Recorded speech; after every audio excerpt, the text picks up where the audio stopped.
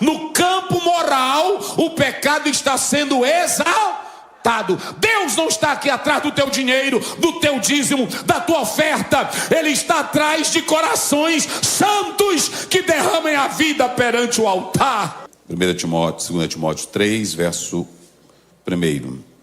Sabe, porém, isto, que nos últimos dias sobrevirão tempos trabalhosos.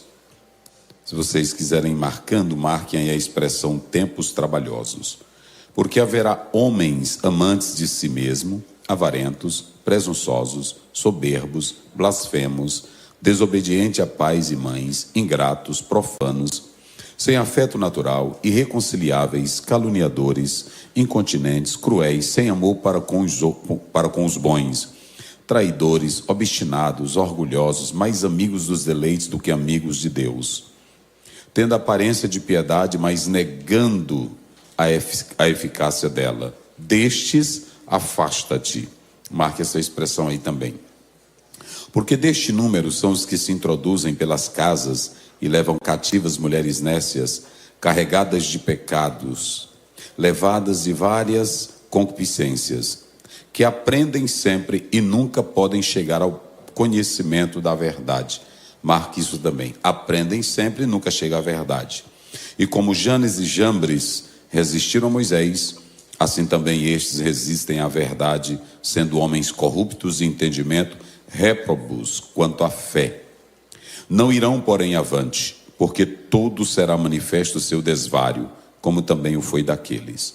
Tu, porém, tens seguido a minha doutrina, modo de viver, intenção, fé, longanimidade, amor, paciência. Perseguições e aflições, tais quais me aconteceram em Antioquia, em Icônio, em Listra. Quantas perseguições sofri, o Senhor Deus me livrou de todas. E também todos que piamente querem viver em Cristo Jesus padecerão perseguições. Mas os homens maus e enganadores irão de mal para pior, enganando e sendo enganados. Muito bem. Queridos, nós iremos trazer esta noite, estamos seguindo a temática desta festa, desta igreja, é já a última hora, e nós vamos falar sobre preparados para a última hora. Digam comigo bem forte: preparados para a última hora. Mais uma vez. Preparados para a última hora. Muito bem, eu quero que todos que estão aqui estejam atentos ao que nós vamos falar. Já louvamos a Deus, muito importante. Quando nós falamos dessa temática, a minha pergunta é: você está preparado para esta última hora? Eu quero que cada crente, cada irmão, cada pai, cada mãe, cada jovem esteja aqui presente para ouvir esta palavra. Veja bem, a minha pergunta é: você está preparado para esta última hora? Faça essa pergunta para alguém que está ao seu lado. Pergunte aí para ele: você, mas pergunte na autoridade de Deus, você está preparado para esta última hora?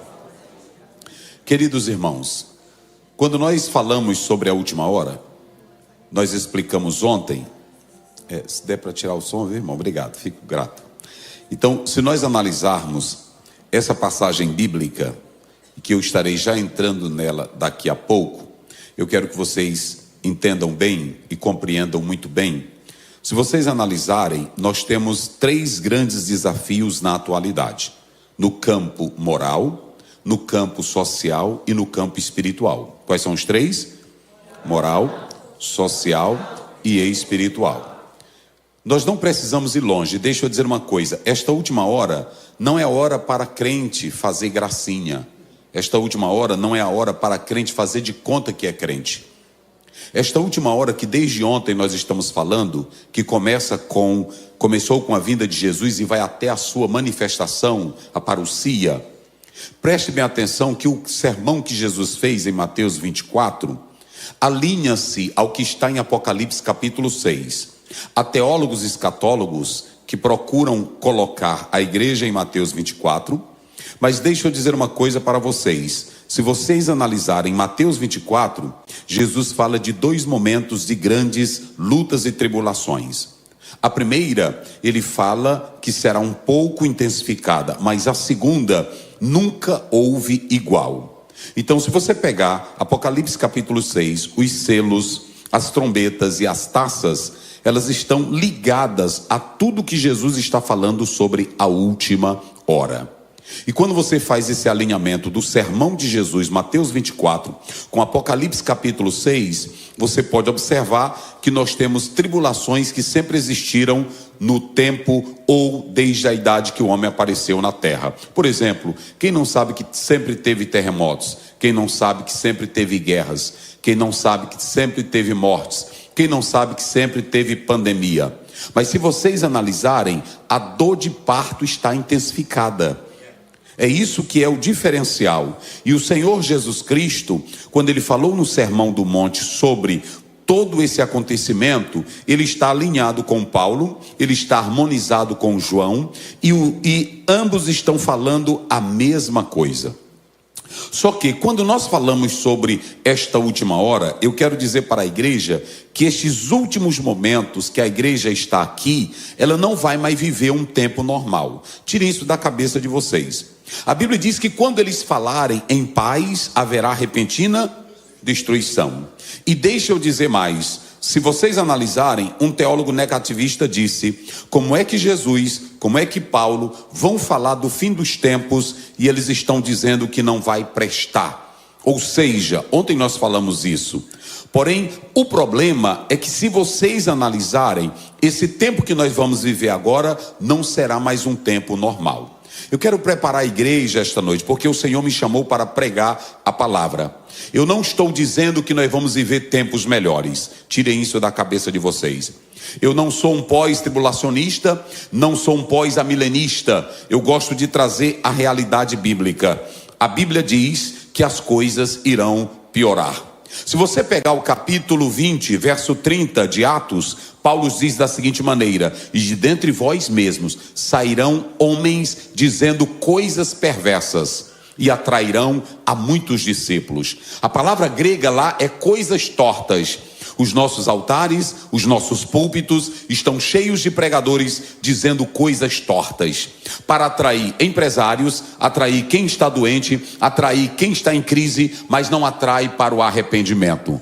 Toda a mensagem que Deus começou na história da terra, ela só tinha um propósito: quebrantar o homem para se arrepender. Quando você lê Mateus capítulo 3, verso 2, a Bíblia diz que apareceu João Batista no deserto pregando, verso 8, arrependei-vos. Verso 8, produzi frutos dignos de arrependimento. Em Mateus 4,17, Jesus aparece pregando, dizendo: é chegado o reino e arrependei-vos, porque é chegado o reino dos céus. O apóstolo São Paulo ou São Pedro, a primeira mensagem do dia de Pentecostes não foi sobre fogo, não foi sobre glória, não foi sobre monte, não foi sobre poder, foi sobre arrependimento. 2,38, arrependei-vos para que venha tempos de refrigério. Deixa eu dizer uma coisa: a vida de crente não muda com programas de igreja, ou programa de final de semana, ou um retiro. A vida de crente muda com palavra, muda com o evangelho, muda com as escrituras. Quem acredita nisso, diga glória a Deus. Então eu vou te chamar esta noite para um tempo difícil. Digam comigo, tempo difícil. Diga mais forte, tempo difícil. Eu quero te chamar esta noite para um tempo não normal. E vocês querem uma ideia? Basta vocês olharem. O primeiro tempo que eu estou falando aqui, eu disse ontem que não é o tempo cronológico, não é apenas uma transição normal, como está em Eclesiastes. Tudo volta ao seu devido lugar. Se você pegar Eclesiastes capítulo 1, versículo 1 e 3, ele diz: o que foi antes voltará a ser, o que já foi é de novo. Mas ele não está falando desse tempo, não está falando do tempo de Eclesiastes 3, aonde diz tempo de morrer, tempo de viver, tempo de crescer. Ali é a cronologia do tempo que Deus dá para a vida do homem. O tempo que eu estou falando é o tempo do diabo, é o tempo do inferno, é o tempo da perseguição, é o tempo demoníaco, é o tempo de Satanás. E a igreja, ela vai estar nesse tempo, mas só vai ficar de pé quem está cheio do Espírito Santo para vencer esse mau tempo. Quem glorifica a Deus? Então deixa eu te dizer, basta você olhar uma coisa para comigo, medite. Quando eu falei desses 3 momentos, nós vamos analisar o aspecto moral. Irmãos, olhem para mim aqui agora. Qual é o tempo que tem mais imoralidade na face da terra. Se vocês pegarem o período da história romana, da história grega, vocês vão saber que naquela época tinha muita imoralidade. Já tinha pedofilia, muitos filósofos como Platão e outros adotavam, beijavam a boca de criança. Muitos pais gregos adotavam um tipo de pederastia e outros pecados. Mas o que eu quero dizer é que o tempo da moralidade está totalmente escasso. No campo moral, escutem, igreja, porque tem pessoas que leem a Bíblia, mas não estudam a Bíblia. O apóstolo São Paulo diz que esse tempo, ele será tão terrível, tão horrível, está lá em Romanos capítulo 1, 24 a 27, que os homens entregarão os seus corpos para todo tipo de imundícia e de imoralidade. E quer saber mais? Quando você vai para o 25, 26, 27, a Bíblia diz, estão trocando o uso natural.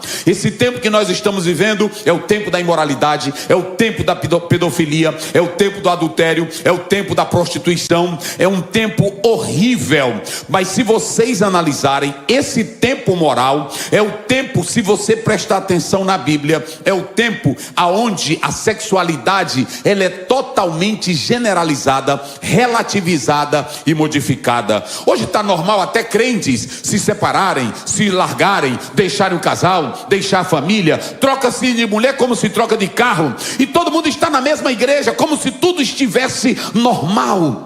Eu estava lendo esta semana um livro de um autor, quando ele falava sobre o casamento. Ele disse que é tão normal hoje você mudar de mulher, você largar a esposa, largar o esposo, que é uma coisa natural. Aí quando o Senhor Jesus Cristo ele abre o leque, Mateus 19, 4 a 6, ele diz, desde o princípio não foi assim, Deus fez macho e fêmea, e o que Deus uniu não separe o homem.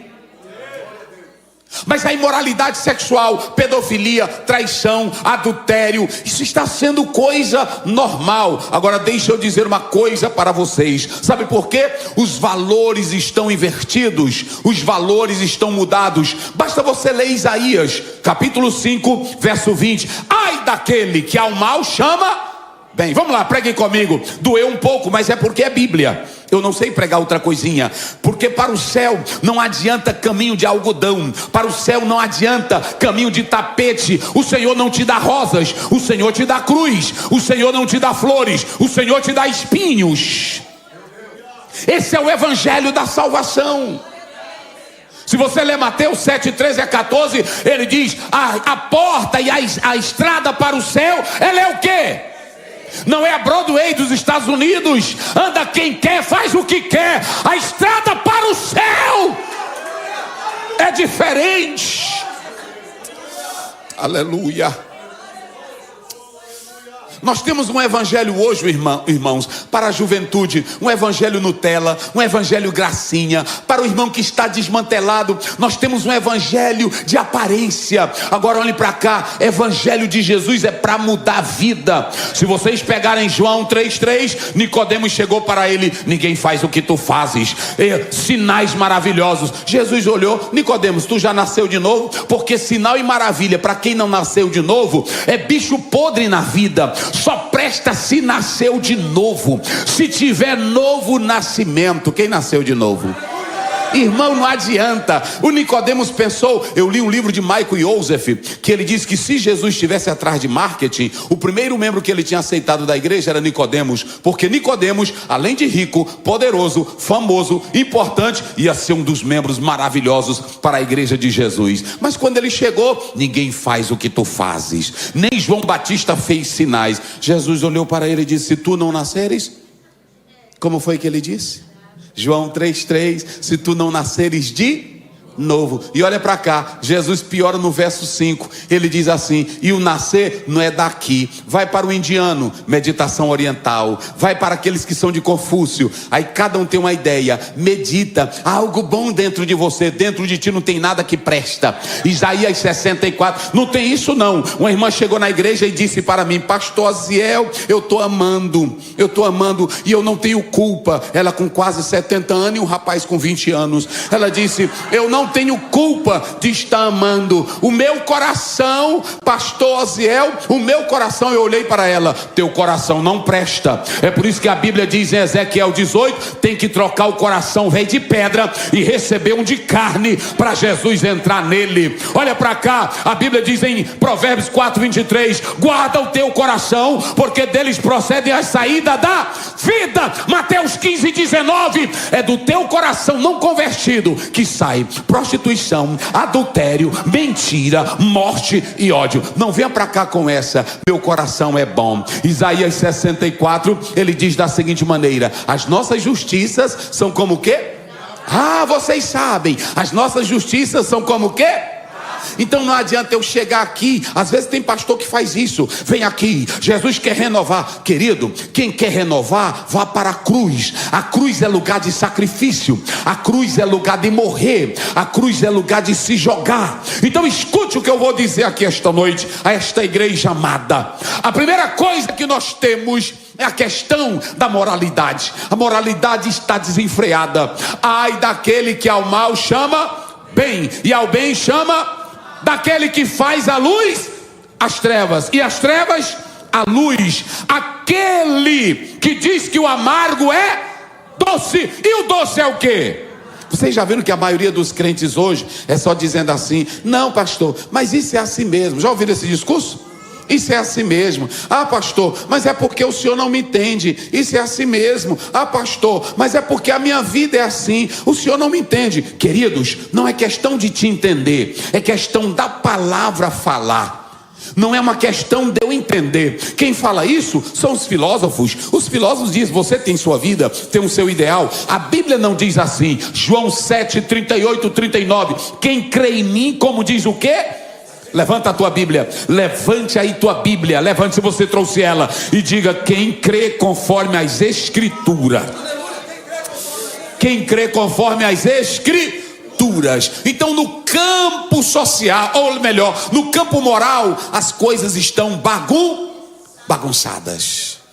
Pecado de pastores escandalosos no Brasil e no mundo, pecado de líderes no campo financeiro, pecado de pedofilia, pecado de adultério no altar. Que igreja é essa, meus irmãos? Que nós temos tanta gente, tantos líderes, mas tanta corrupção evangélica. O que é isso, pastor Osiel? Deixa eu dizer uma coisa para vocês. Quando você vem para o campo social, a coisa também não está boa. Escutem bem, no campo moral, o pecado ele está sendo exaltado e a santidade desprezada. No campo moral, o pecado está sendo exaltado. Deus não está aqui atrás do teu dinheiro, do teu dízimo, da tua oferta. Ele está atrás de corações santos que derramem a vida perante o altar. Ontem eu falei no campo social, quando você lê Mateus, basta você ler 24:12, e por se multiplicar a iniquidade, o amor de muito crer esfriará. Se vocês analisarem muitas igrejas, olhem para cá, quando você vem para esse campo social, irmãos, vocês pensam que o mundo lá fora olha para a igreja pode fazer social, a igreja pode manter programa de rádio, a igreja pode fazer filantropia, mas vocês sabem como é que o mundo olha para a igreja? É como uma contracultura. O mundo olha para a igreja como se a igreja ela fosse um atrapalho para a sociedade. Não era apenas Nietzsche, não era apenas Karl Marx, não era apenas filósofos céticos que olhavam para a igreja e diziam, é o ópio, é a desgraça. Existem políticos que têm raiva da igreja, têm ódio da igreja. Sabe por quê? Só porque a nossa cultura é a da fé. Sabe por quê? Porque nós não adoramos imagens, ídolos, nós não temos compromisso com o pecado. A igreja é odiada só porque ela é santa. Mas deixa eu te dizer uma coisa, Hebreus 4, a Bíblia diz claramente para nós, basta você ler lá em Hebreus 12, a Bíblia diz, sem santificar, ninguém verá o quê?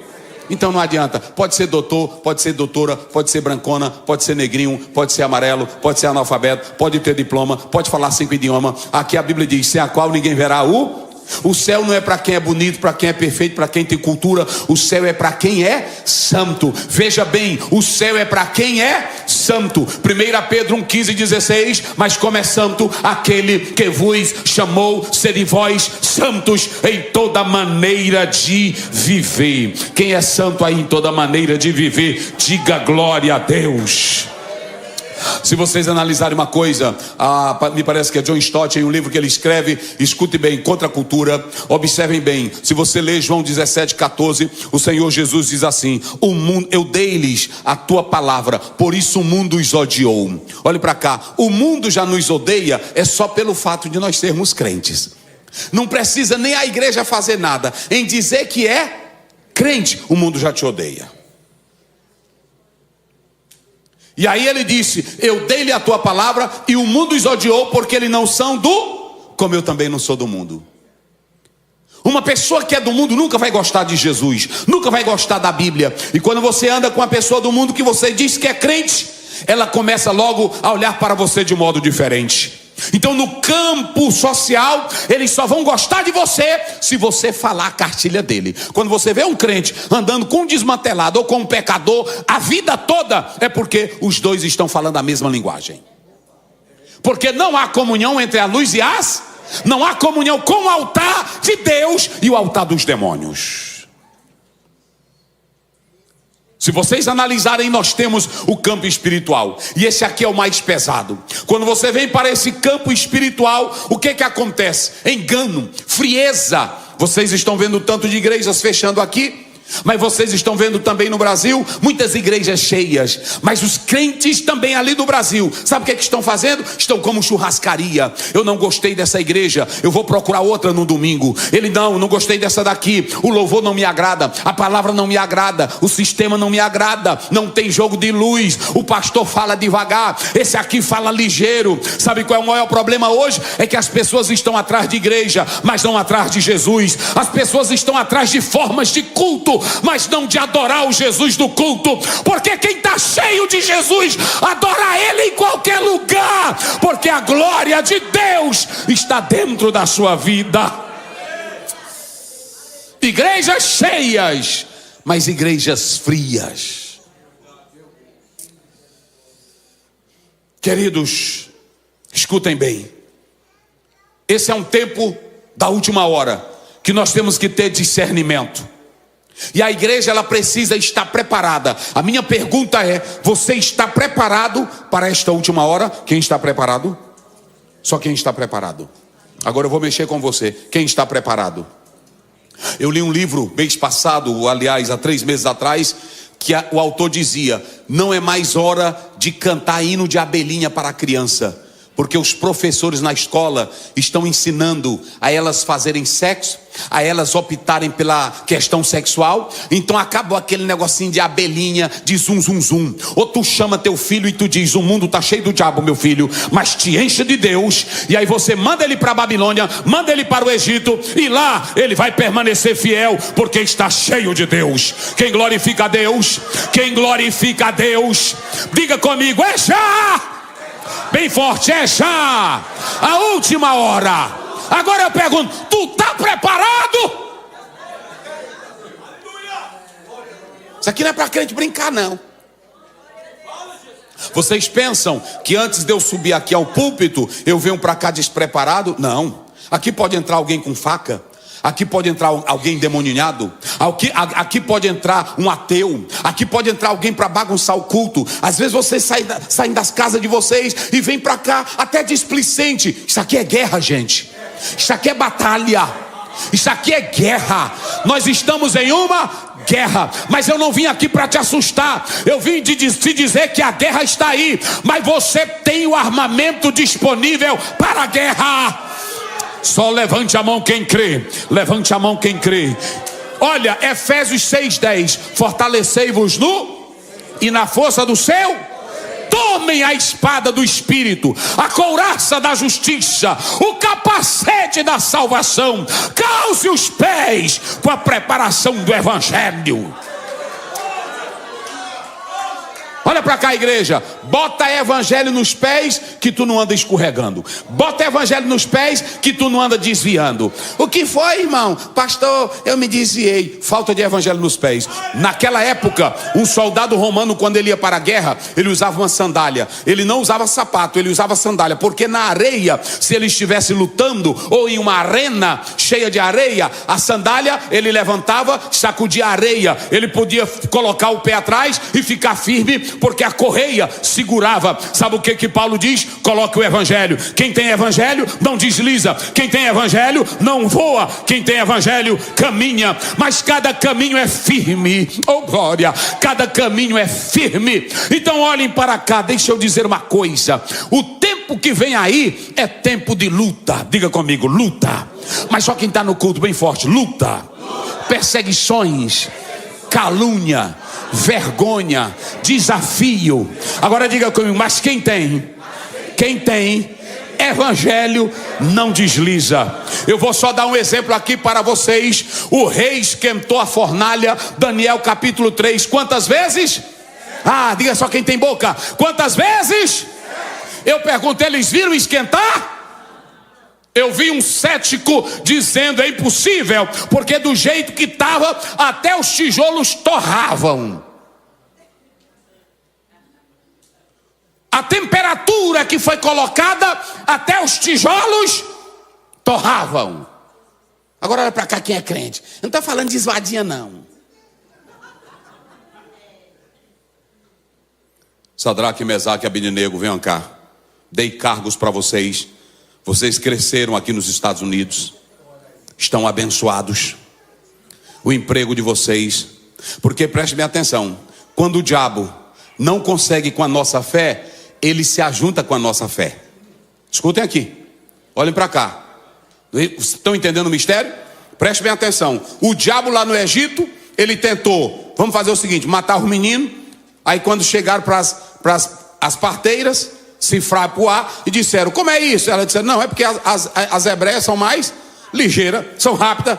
Aí pronto, pois então é o seguinte, agora vamos jogar no rio. Tudo ele fez, mas a Bíblia diz que o povo se multiplica. Mas o diabo, quando ele não consegue vencer, até chegar na Babilônia, ele não conseguiu derrotar os judeus. Já que ele disse, eu não consigo derrotar, eu vou me juntar. Vou dizer uma coisa, para vocês não se assustarem. O diabo está na igreja. Eu vou falar daqui a pouco. O diabo está no culto. Pastor Ziel, o diabo está no culto, está no culto. Eu vou falar daqui a pouco para vocês. Escutem bem o que eu vou dizer aqui. A Bíblia diz que o rei mandou esquentar quantas vezes? Vamos lá, quantas vezes? Quantas vezes? Quantas vezes? Eu pergunto, os 3 jovens, apenas com 15 a 17 anos, ficaram com medo? Ficaram temerosos? Ficaram com medo de perder o emprego? Ficaram com medo de perder a vida? Pensarem na família deles? Não, eu estou bem aqui na Babilônia, pensaram? Não, eles disseram, majestade, crente educado, porque crente cheio de Deus tem ousadia, mas não é saliente. Tem crente que é saliente. Nós temos que ter ousadia. Tem irmão que é bom para dar lição nos outros, mas não tem poder para expulsar demônio. É assim ou não é? Tem irmão que é bom para esculhambar os outros, mas não tem autoridade para nada.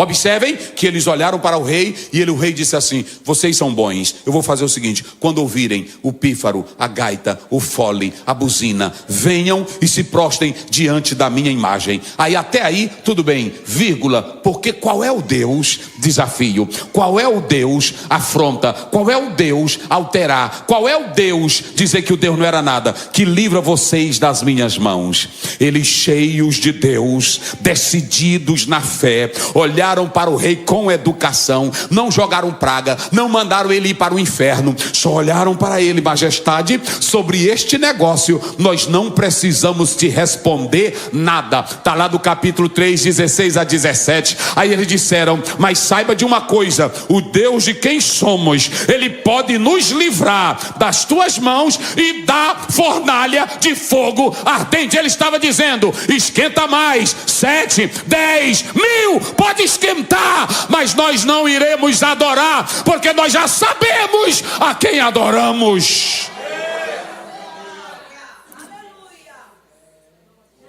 Irmão, a Bíblia diz que quando jogaram os soldados, o que os soldados fizeram? A quintura fizeram o quê?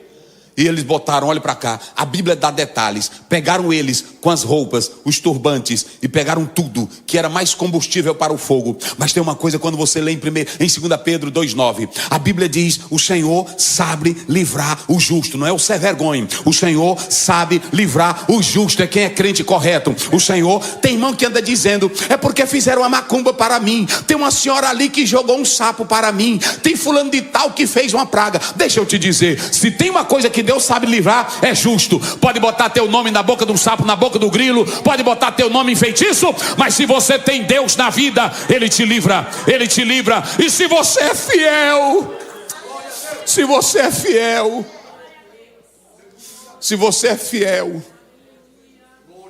Uma vez eu fui pregar numa cidade, que lá eu não vou dizer o nome, porque é filmado, mas lá era a cidade de um dos grandes feiticeiros do Brasil, um grande. E aí eu, naquele tempo eu era mais para frente, eu disse assim: eu quero tirar um fio do cabelo meu e dar para o macumbeiro fazer um despacho contra a minha vida. Eu quero dar a minha unha para ele fazer despacho contra a minha vida. Olhe para cá, Salmo 91, a Bíblia diz: aquele que habita no esconderijo do Altíssimo. Se você pegar no hebraico, sabe o que é? Aquele que pega a cadeira e entra para a sombra do Altíssimo. Assim como você descansa na sombra de um pé de pau, o salmista está dizendo: como Deus é meu refúgio, minha fortaleza, eu descanso na sombra dele. Quem aqui descansa nesse Deus?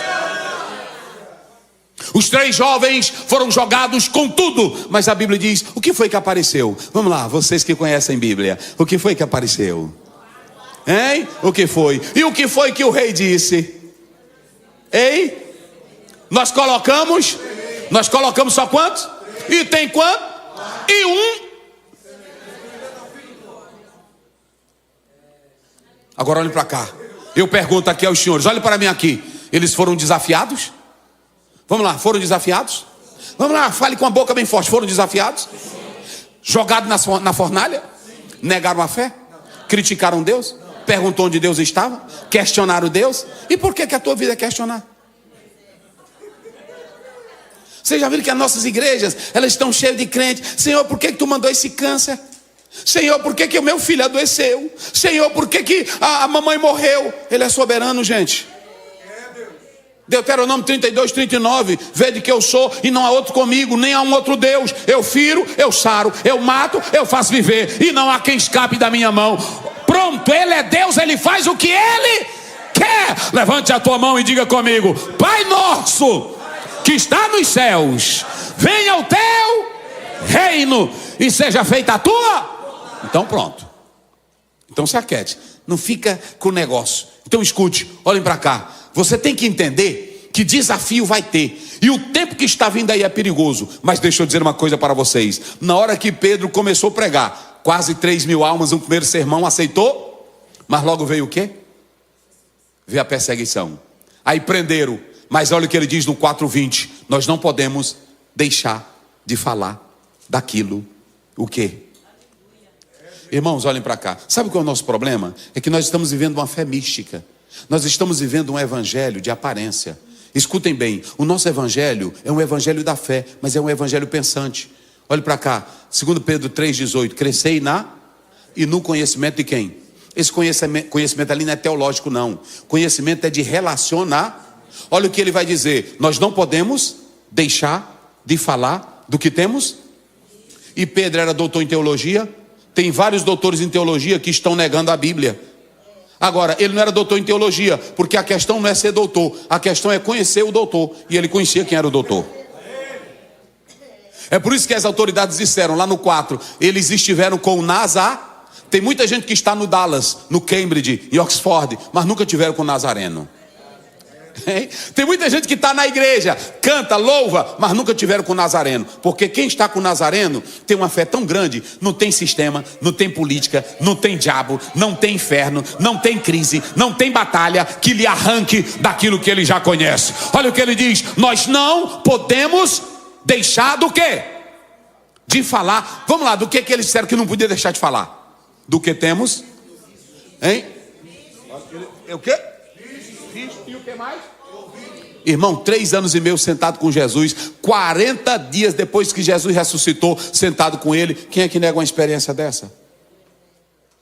E quando você vai para 1 João 1,3, olha o que ele diz: aquilo que os nossos olhos viram e as nossas mãos pegaram, o verbo da vida. Olha o que ele diz: o verbo da vida, e com ele tenhas comunhão com o Pai e com o Filho. Sabe qual é o problema? Por que tu deixa a igreja? Por que tu deixa de congregar? É porque tu conhece só o pastor, tu conhece só os hinos, mas tu não conhece o verbo da vida. Quem conhece o verbo da vida tem comunhão com ele até debaixo de um pé de cajá. É assim ou não é? Quem conhece o Nazareno adora ele. Tem irmão que diz: o ar não está bom, eu vou sair da igreja. Isso tem muito lá no Brasil, mas aqui também tem, que eu viajo, eu sei disso. Eu não gostei muito. Agora, você conhece o verbo da vida? Você conhece? Por isso que Pedro diz, quando você vai para o 5:29, ele diz da seguinte maneira: e respondeu Pedro e os apóstolos: nós não podemos deixar de falar. Escutem bem uma coisa: se você tem Deus, não tem tempo difícil para você enfrentar. Agora a minha pergunta é: preparados para a última hora? Você está preparado? Pergunte de novo aí só para lembrar o seu irmão: você está preparado? Diga aí para ele: você está preparado? Vamos lá, você está preparado? Olhe nos olhos dele e nos olhos dela e pergunte: você está preparado? Vamos lá, você está preparado? Vamos lá, você está preparado? Pergunte, vamos lá, você está preparado? Você está preparado para a última hora? Pronto, então coloca na tela, filho, 2 Timóteo 3 primeiro. Olha aí, 2 Timóteo 3 primeiro. A minha pergunta é: você está preparado? Você está preparada, irmã? Você está preparado? Olha aí, se vocês analisarem: sabe, porém, isto. Olha o que Paulo está dizendo. Ele não tem dúvida que nos últimos dias sobrevirão o quê? Tempos trabalhosos. Vamos lá, sobrevirão o quê? É a mesma palavra, escatos. Agora, quando você pega essa palavra trabalhosos, tem uma tradução que diz tempos difíceis. Mas se vocês pegarem São Mateus capítulo 8, me parece que é o verso 26, se não me foge a memória, coloca aí, meu filho. Se não for o 26, é o 28. Mas vocês vão ver uma coisa: está falando do endemoniado gadareno. Escutem bem, quando você lê essa passagem bíblica em Mateus, é a mesma palavra que aparece aqui. Trabalhosos, olha aí, 26, vê o 28, 8, 28, coloca aí. Aí, muito bem. E tendo chegado a outra província, a província dos gadarenos, saíram-lhe ao encontro quantos demônios? Vamos lá, digam: quantos demônios? Vindo de onde? Dos sepulcros. Olha aí, marque essa palavra, tão, é a mesma palavra, tempos trabalhosos. Escuta, igreja, olha para mim aqui agora. É por isso que eu perguntei para você: você está preparado? Você está preparado? Vocês podem observar, aí lá no Brasil está tendo aquela crise, eu vejo, irmão, até pastor botando aqui no grupo: cuidado, gente, vai vir uma perseguição. Tu está preparado?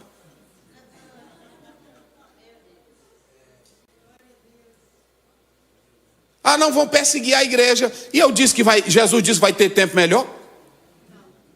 Vai vir tempo difíceis. Mas vamos tirar essa palavra difícil.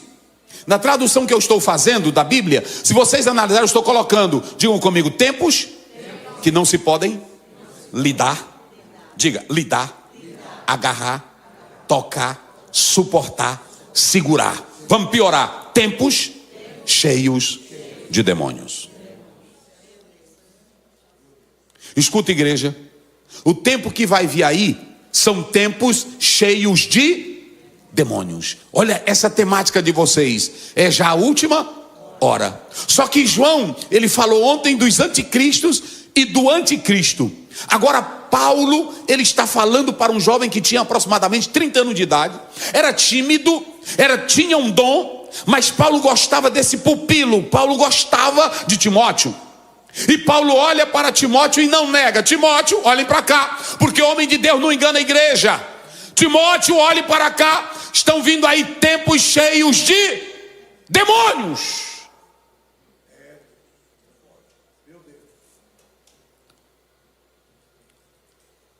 Me veja, ontem eu falei, se não tem um tempo de maior apostasia, doutrinas erradas, ensinamentos errados.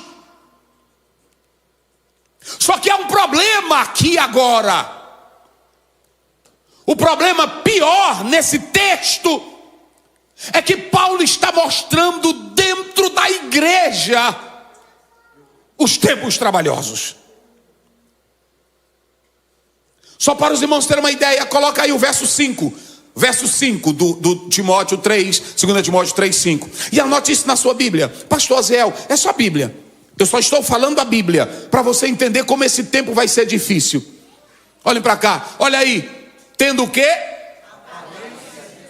Mas fazendo o quê? Escute, igreja. Quando você olha, Paulo está dizendo: os tempos serão endemoninhados, ferozes, que nós não iremos conseguir lidar. Aí ele começa especificando. Eu não vou pregar aqui 17, tem mais, mas eu só quero pontuar: 17 qualidades, 17 adjetivos de crentes falsos na igreja. Não é um, eu disse quantos? 17. Qual é o primeiro da lista? Verso 2: homens. Você pode observar, hoje tem pregador, tem cantor, que quando ele vem para o púlpito, ele não prega mais evangelho. Deus tem me abençoado. Mês passado eu comprei um avião. Está assim ou não está? Me digam, está assim ou não está? Cantor, quando vem cantar, eu louvo a Deus, eu glorifico o que Deus faz na minha vida. Porque a Bíblia diz em Tiago 1,17: toda boa dádiva, todo dom perfeito vem do Pai das luzes. Mas aqui não é lugar de eu me glorificar, porque eu não sou nada neste altar, eu não sou nada nesta igreja. E tudo que Deus faz em mim e por mim não é para a minha glória. Então como é que eu vou chegar aqui? Eu disse um dia a um pastor, ele disse: eu sou abençoado. Eu disse: muito bem, os crentes se sustentam. De que adianta eu andar de BMW? De que adianta eu andar, por exemplo, de SW4 no Brasil, querer me amostrar, se eu sei que é a igreja que me sustenta? Mas o egoísmo no púlpito, nas pregações, são tremendas. A coisa está tão séria, igreja, que tem pastores dizendo bobagens e os crentes atrás deles.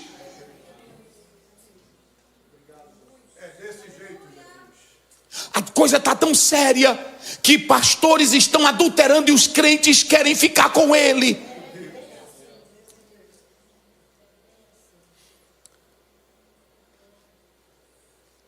E deixa eu dizer uma coisa para vocês, egoístas.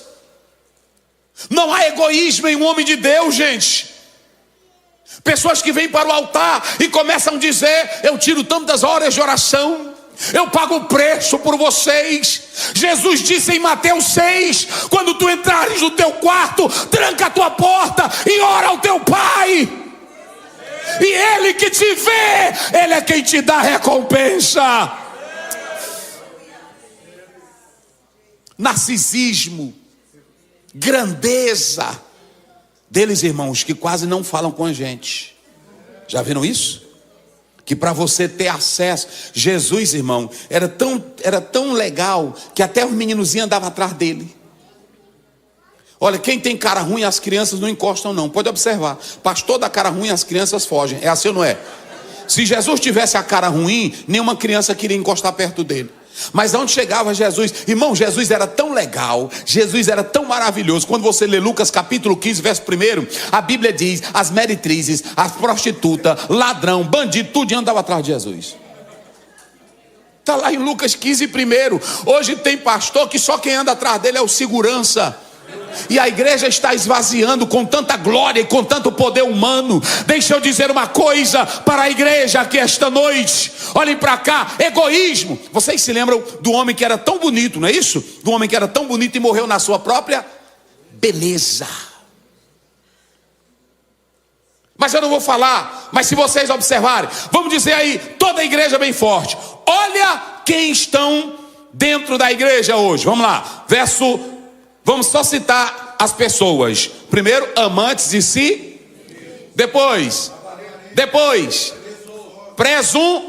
vamos lá, presunçosos. Depois, soberbo. Depois, desobediente ao pai e a... Tenha muita mocinha na igreja que está falando língua estranha, pulando, mas na hora que a mãe manda ela lavar a louça, ela bate a porta na cara da mãe. E aí está cheio do Espírito Santo aqui dentro. É assim ou não é? Jovem que pula, rodopia, mas não obedece o pai. Quem tem Espírito Santo na vida não é desobediente nem a pai nem a mãe. Vamos lá, o que mais? Ingratos, e o que mais? E o que mais? Sem afeto. Tem mãe que hoje ela fica grávida, ela teve uma noite de aventura sexual, manda abrir a barriga, toma veneno para matar a criança, só pela troca do prazer. Ela não tem afeição, ela não tem amor.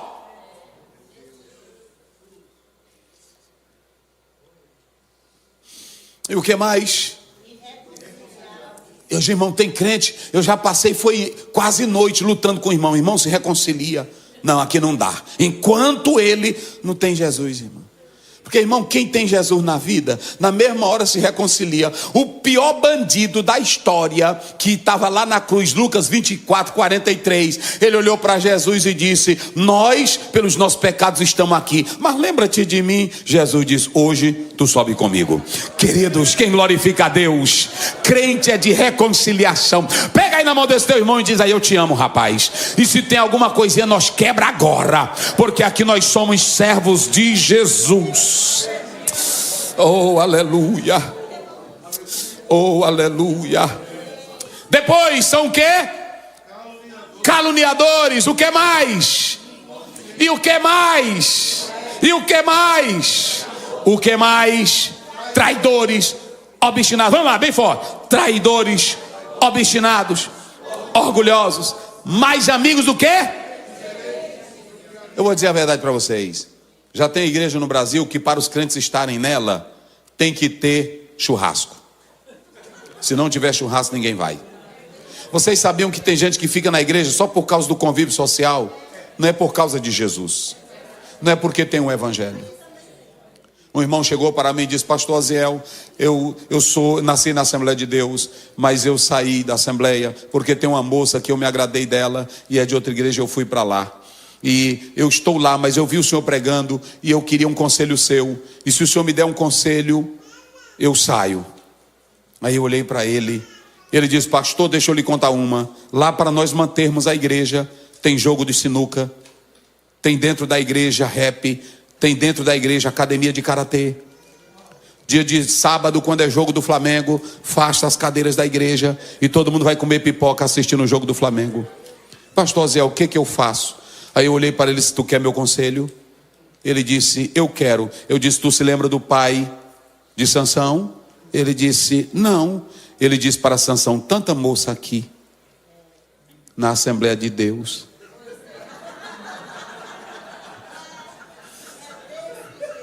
Ele olhou para mim e disse: meu pastor, eu tenho tanta saudade.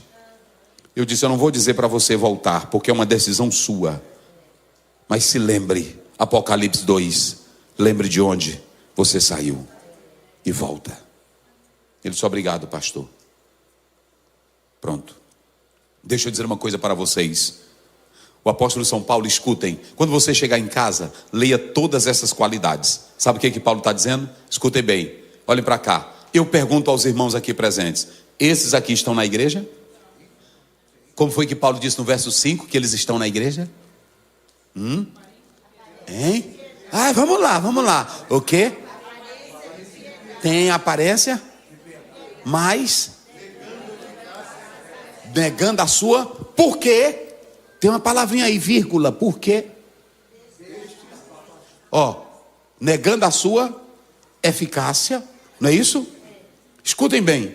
Se ele está nessas qualidades aqui, o evangelho entrou nele? O evangelho entrou nele? Quando você pega a palavra eficácia, tem uma tradução que diz o poder. O que é que diz Romanos 1,16? Romanos 1,16. O evangelho é o quê? Evangelho quando entra, deixa tu ser obstinado. Evangelho quando tu entra, deixa tu ser efeminado. Evangelho quando entra, deixa tu ser mentiroso. Evangelho quando entra, deixa tu ser teimoso. Evangelho quando entra, deixa de você ser ingrato. Evangelho quando entra, deixa você saliente. Evangelho quando entra, deixa você carrancudo. Tem irmão que entra na igreja, eu digo lá no Tirirical, uma cara fechada. Eu disse: não vem não, irmão. Eu te peço em nome de Jesus, porque no Salmo 100, verso 2, a Bíblia diz: servi ao Senhor com...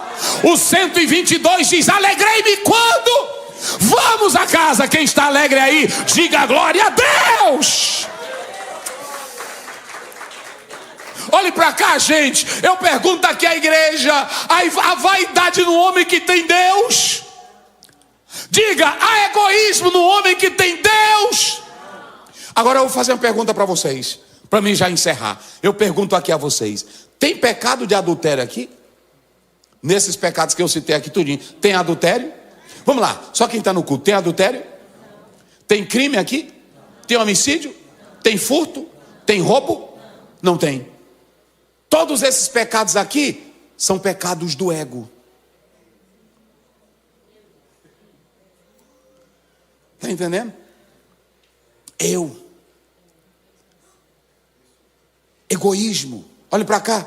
É impossível um homem de Deus ser egoísta, insubordinado. Tem irmã que diz: pastor, eu quero que o senhor me entenda, esse é meu jeito. Não, porque Jesus nunca entrou aí. No dia que ele entrar, ele te quebra todinho. É assim ou não é? Porque a Bíblia diz que, observem bem, a Bíblia diz claramente que quando os magos, está lá em Mateus 2, encontraram Jesus, o que foi que Herodes disse? Quando vocês encontrarem, venham me dizer que eu vou adorar. Eu pergunto, quando eles encontraram, voltaram para Herodes? A Bíblia diz: voltaram por outro caminho, porque quem conhece Jesus nunca mais é o mesmo. Oh, aleluia. O que diz 2 Coríntios 5,17? Se alguém está em... É o quê? Vamos lá, se alguém está em Cristo é o quê? Pastor, é porque eu nasci no Piauí. Eu lá me importo, é assim, não é? Pastor, é porque eu sou pronto. E ainda tem aquelas ideias. Vocês podem observar, tem irmão que diz assim: olha, os 4 temperamentos, essa teoria nem existe mais. Foi uma teoria inventada. Essa teoria não funciona mais, irmão. Meu temperamento, tem crente que diz: o Pedro era sanguíneo. Quem foi que fez exame em Pedro? Meu irmão, vocês estão vendo a besteira? O Pedro era colérico, era sanguíneo. Aí tem irmão que diz: eu quero que o senhor me entenda, pastor, eu sou crente, mas esse é o meu? Não, porque quando o evangelho entra, vocês se lembram, capítulo 9 de Atos, o Ananias, Deus disse assim: vai orar por Paulo. Ele disse: olha, irmão, era Deus dizendo, vai orar por Paulo. O Ananias disse: Senhor, para bem aí. Não foi assim? Parabéns, tu não conhece Paulo? Aquele homem, onde vê um crente, ele quer matar, quer prender. Que negócio é esse, Senhor? Ele disse: não, vai lá. Não, mas ele é furioso. Ele disse: eu vou mostrar para ti o quanto Paulo vai sofrer pelo meu.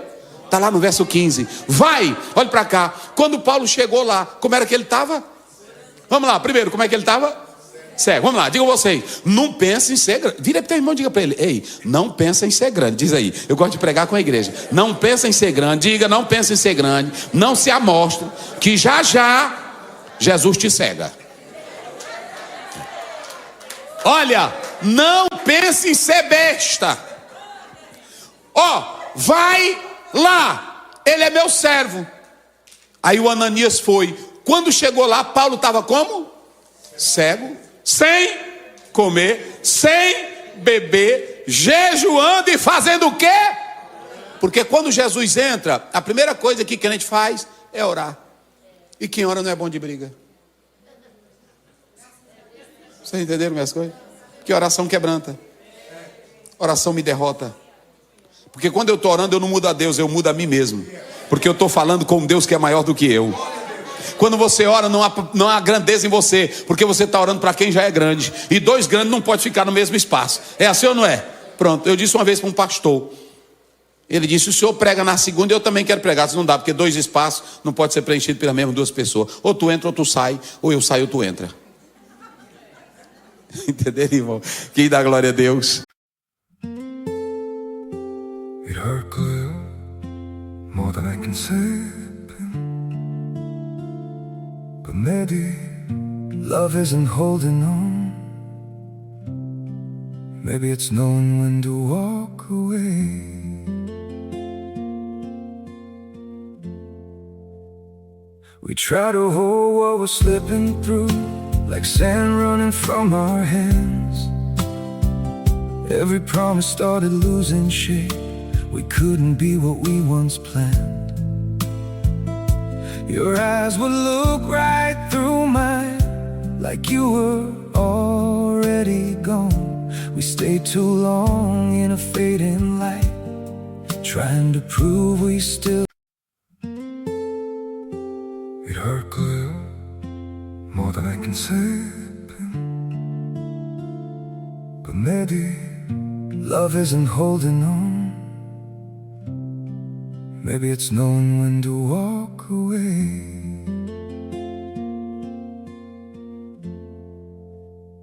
We try to hold what we're slipping through, like sand running from our hands. Every promise started losing shape.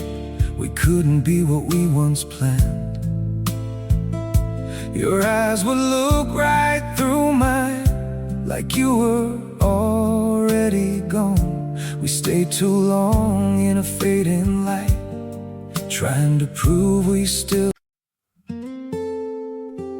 It hurt clear, more than I can say, but maybe love isn't holding on. Maybe it's knowing when to walk away.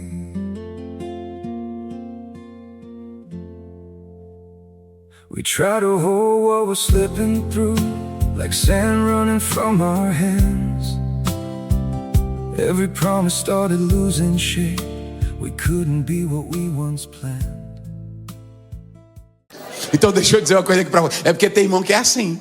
Ele quer o lugar da gente. É assim ou não é? Deixa primeiro o Elias subir e a capa cair. Ele não vai empurrar a capa, ela tem que cair por si mesma. Aí tu pega a capa e diz: cadê o Deus de Elias? É assim que você faz. Então quando Paulo chegou lá, quando Ananias chegou lá, olha como foi que Ananias já chegou. Irmão. Eita, irmão. Isso aqui é evangelho, gente. Irmão Saulo, não foi? Irmão Saulo. Aí ele disse: pois não, o Senhor mandou aqui. Não, eu estava orando. Aí a Bíblia diz que ele estendeu as mãos e orou. As escamas caíram. Jesus encheu do Espírito Santo. E nunca mais, escute, nunca mais Paulo foi uma fera. Ele só foi fera para defender o evangelho. Então olha para cá, quando o evangelho entra, gente, escutem bem. Evangelho não te deixa saliente, evangelho não te deixa petulante, evangelho não te deixa arrogante, evangelho te quebranta. Quando Paulo diz assim: eles estão dentro da igreja aqui, ó, mas eles estão negando. Eles têm aparência de parece, né, assim? Parece, às vezes a gente vê um irmão, né, até chorando. Meu Deus, aquela irmã chora tanto na igreja. Irmã, a bicha é ruim. Irmão, eu nasci dentro de igreja. Eu já vi delas chorarem, irmão. Faz show, é assim ou não é? Mas é ruim. É ruim, tem irmã ruim, irmão. Irmão, tem irmão que eu já vi ele chorar, rodopiar na igreja. Assim, aí pronto. Aí é desse jeito. Olha, 2 pastores estavam orando. 2 pastores, aí estavam orando, e o irmão orando: Pai Celestial, Deus eterno, eu não perco um culto nesta igreja, mas eu não sou um homem responsável. Eu quero te dizer, meu pai, que eu deixei minha esposa em casa, e ela já está abastecida. Aí um pastor triscou no outro, diz: tu aposta comigo se esse homem não é mau para a esposa dele? O outro: não, rapaz, não pode. Esse homem é um homem, eu estava vendo a oração dele ali, isso lá no Maranhão. Aí depois vamos fazer o seguinte: terminou a escola, o pastor diz assim: irmão, vou lhe deixar em casa. Aí foi, aí botou ele dentro do jipe, aí levou. Quando deixou ele lá, aí ele olhou, aí a mulherzinha sentada, aí o pastor disse: irmão, como é que tá? Ô pastor, estou com fome, que até agora eu não comi. Aqui não tem nada, o homem não está trazendo nada. E aí começou a descobrir ele. Então às vezes, irmão, tem gente que é como Paulo diz em 1 Coríntios 13, é só zoada do sino, mas não tem nada. Vocês entenderam como é as coisas? Então pronto, deixa eu dizer uma coisa aqui para vocês. Um pastor presidente me contou que ele estava dirigindo a convenção. Quando deu fé, a esposa do pastor chegou com a sacola e o saco e o menino cheio de todos os trens da casa e jogou na frente do presidente. Aí ele disse: o que é isso, irmã? Ele disse: porque ele só presta aqui na convenção, lá em casa ele não vale nada, então agora eu vou morar aqui na convenção com vocês. Deixa eu dizer uma coisa para vocês. Deixa eu dizer uma coisa: evangelho quando entra muda vida. Evangelho quando entra transforma. Paulo diz assim: olha, não pode haver egoísmo. Ele diz assim em Gálatas 2:20: não vivo mais eu, mas o que? Cristo. Bate assim no seu peito: Cristo está aqui dentro de mim. A vida que antes vivia na carne, agora eu vivo na fé daquele que me amou e se entregou por mim, Jesus Cristo. Então olha para cá, não há pecado de ego em quem aceitou Jesus. Irmãos, agora deixa eu dizer uma coisa para vocês, para mim finalizar. Escutem bem, olhem para cá. Quando Paulo fala isso aqui, ele está falando de crentes que parecem ser, mas não são. Diga comigo, parecem ser, mas não são. Olhem para cá, tem crente, irmão, que está todo arrumadinho, todo limpinho, parece ser, mas não. Aí você diz, pastor Zé, mas é pesado. É não, eu vou piorar mais. Mateus 23, 27, Jesus disse assim: ai de vós, paredes branqueadas. Vocês estão tão limpinhos por fora, mas dentro são cheios de ossos de cadáveres.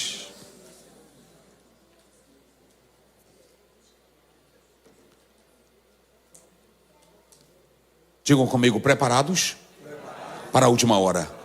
Olhem para cá, se vocês pegarem o texto, Paulo está dizendo, Timóteo, você vai conviver com essas pessoas. Mas vocês viram aí?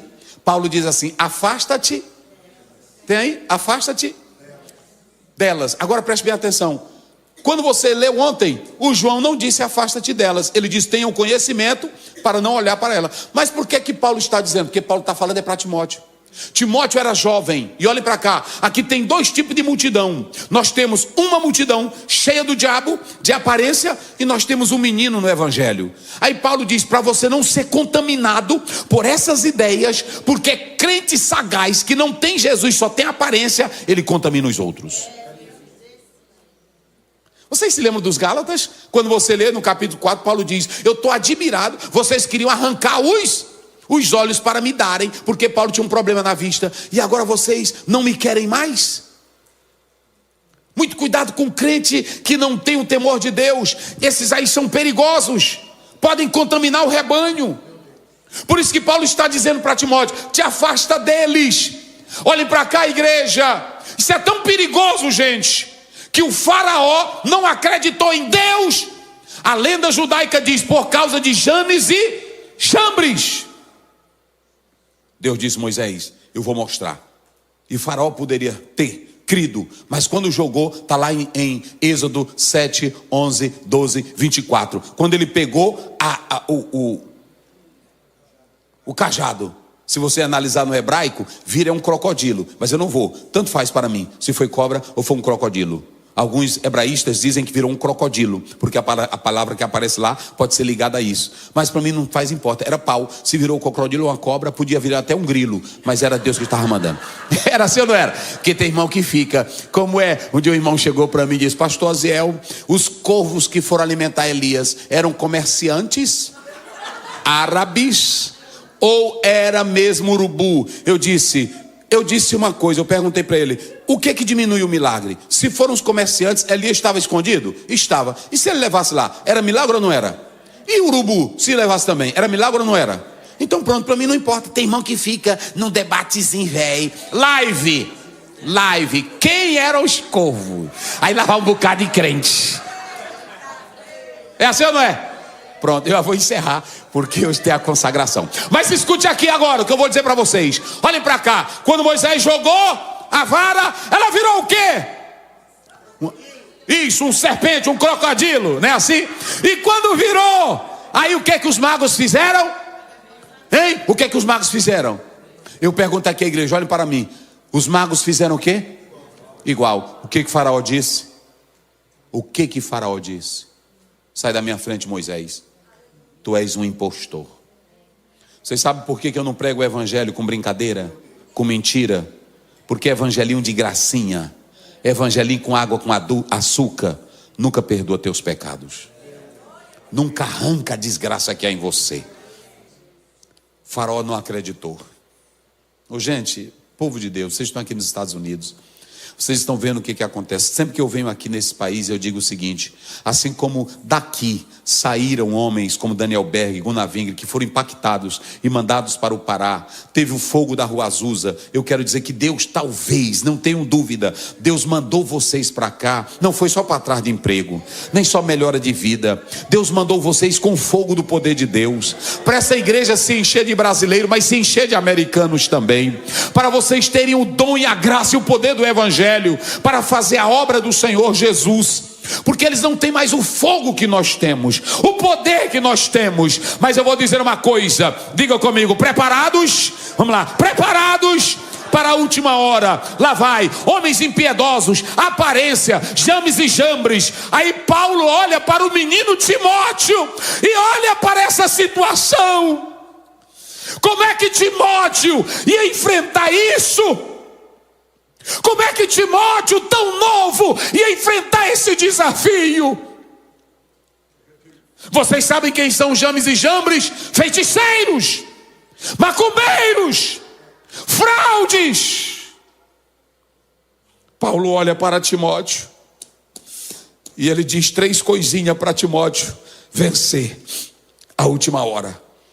Verso 10: mas Timóteo, tu porém, oh glória a Deus, tu porém tens seguido a minha doutrina, meu modo de... Irmãos, olhem para cá. Pastor, Paulo não era magnata, Paulo não andava atrás de glória, Paulo não andava atrás de fama.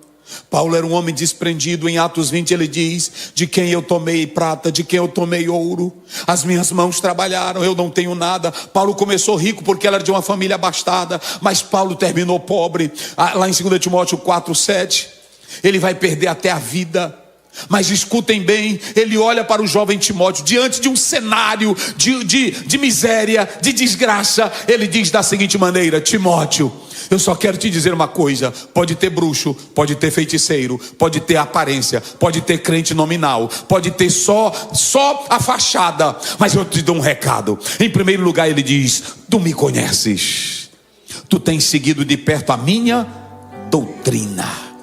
Igreja, Paulo diz em Filipenses 2:22, ele diz: bem sabeis a experiência que você, Timóteo, me serviu como um filho ao Pai na causa do Evangelho. Sabe o que Paulo está dizendo? Para vencer a última hora, digam comigo bem forte: eu preciso. Não, para me encerrar, diga bem forte: eu preciso seguir exemplos de homens que tenham viver de fé. Quer vencer os tempos maus? Quer vencer a última hora?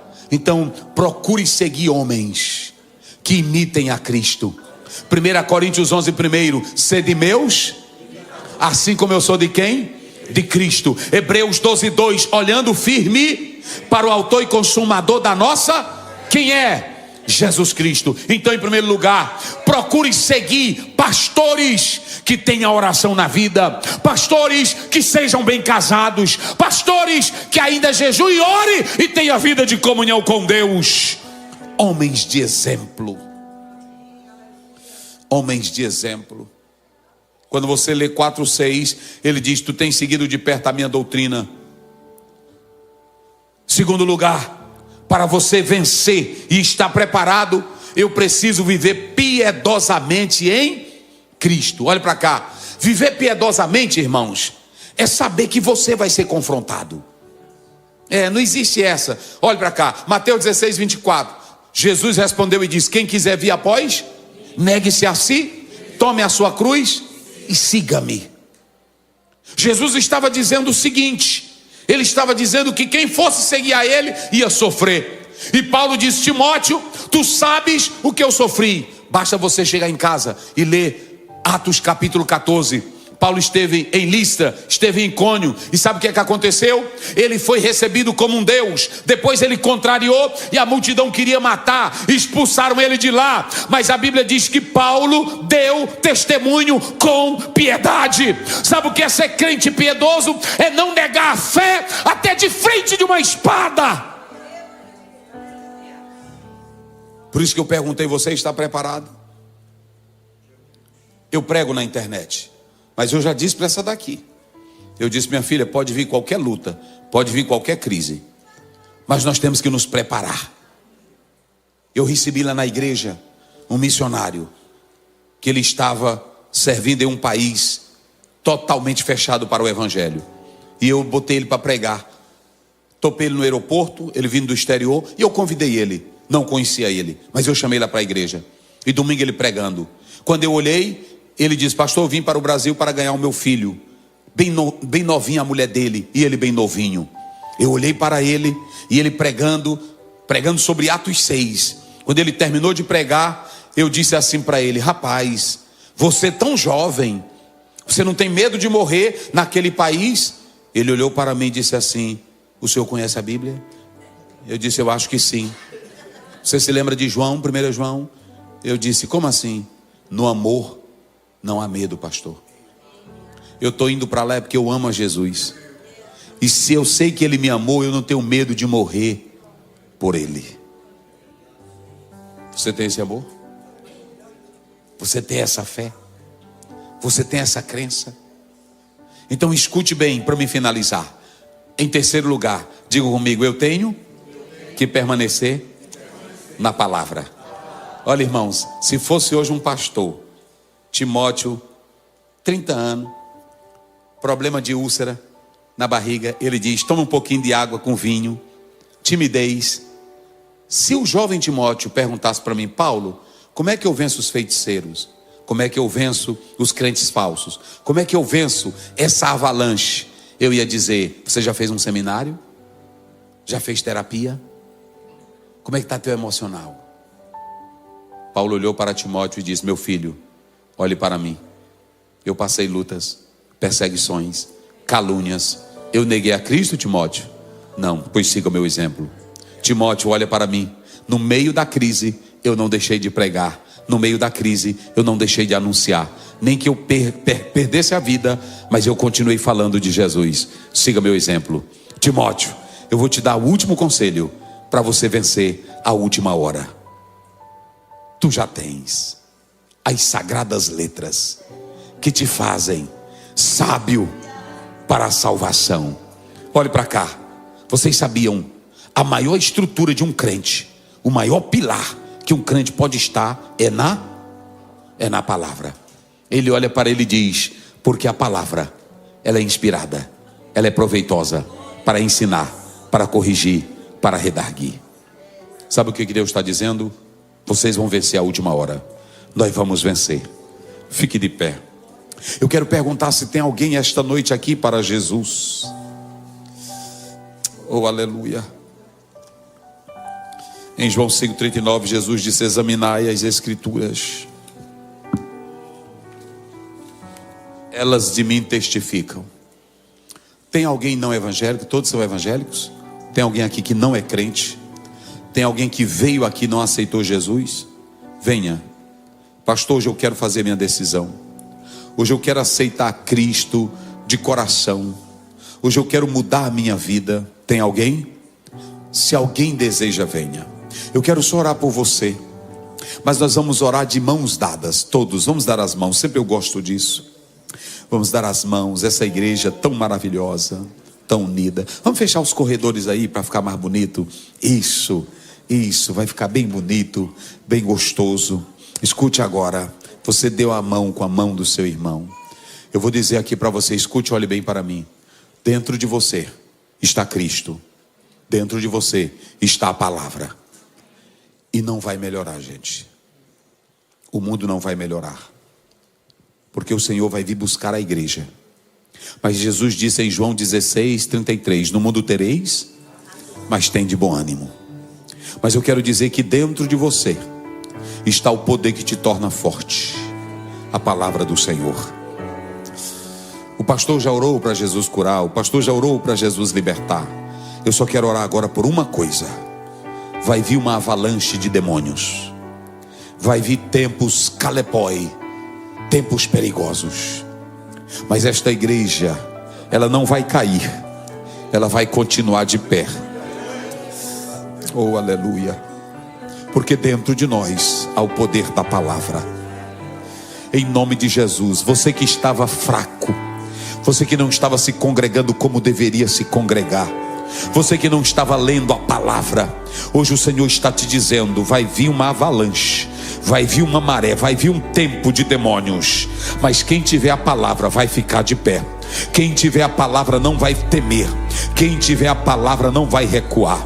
Agora levante as mãos unidas em nome de Jesus. Eu estou aqui como pastor consagrado para dizer a esta amada igreja: o Senhor há de proteger aqueles que honrarem o nome dele.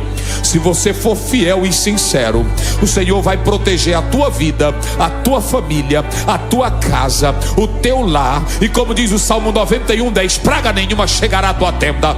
Eu sou o Senhor teu Deus que te protege. Eu sou o Senhor teu Deus que te guarda. Mateus 28:20, eu estarei convosco todos os dias até a consumação do século. Em nome de Jesus, agora o Senhor está te enchendo da palavra. O Senhor está firmando os teus pés. O Senhor está firmando a tua mente. O Senhor está firmando o teu coração.